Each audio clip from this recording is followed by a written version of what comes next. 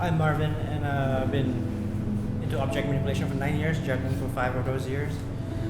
Uh, Juggling has influenced a big part of my life. When I look back at it, I think the big part of it was the fear of failure, and that really stopped me from actually pursuing juggling on 3 objects.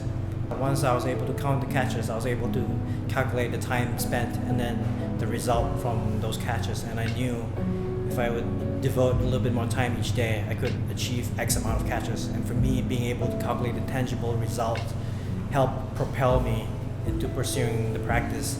For me, you get to break down the technique and put the sequences together and find creative combinations, and it's an infinity journey that keeps on going.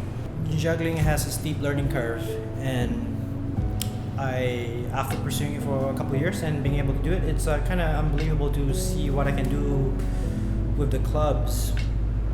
Because in the beginning, it almost all seems impossible and feels impossible in the head.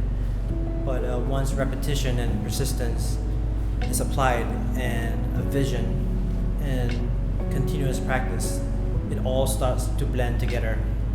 It's one thing that keeps me sane. It's my daily practice.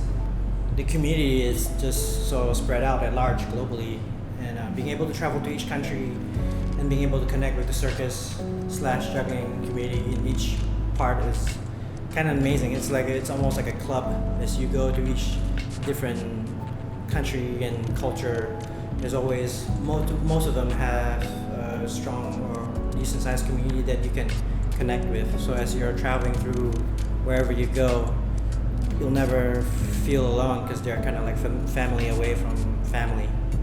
A lot of people say if you put your heart into it, you'll be able to do anything, but it's a whole different thing when you're listening to it than actually living it.